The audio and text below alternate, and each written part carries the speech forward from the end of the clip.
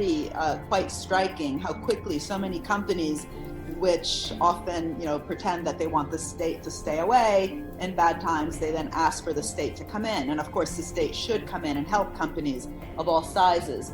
But how to really make sure that we bring conditionality, not in a punitive way, but in a way that really also lays the path for the kind of economy that we want to have in the next 10 years, both because we need to have a recovery now, but even without the COVID crisis. So more inclusive and more sustainable economy. There's really interesting lessons, I think, coming from around the world.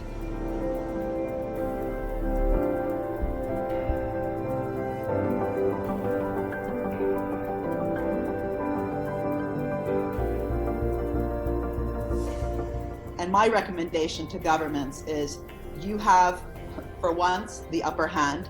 Use it. You have the upper hand to write contracts in such a way that there's some sort of guarantee that we get a change in the system. I think the way that Denmark is approaching it is very interesting, which is both a combination, if you want, of UBI, so just guaranteeing an immediate injection to all households so they can eat, but also making sure that the contracts of workers remain in place, so people are actually being paid to stay home. They don't lose their contracts. So once the recovery can begin, they can immediately go to work with contracts in place. Wouldn't it be great if at least one of the consequences after this crisis, which will hopefully be over at some point, we don't just go back to the old way to think that at best the state is there to fix market failures, which by definition means you have to wait for the market to mess up before you even intervene. So this need for an active co-shaping and co-creation of the market itself, as opposed to just fixing, is hopefully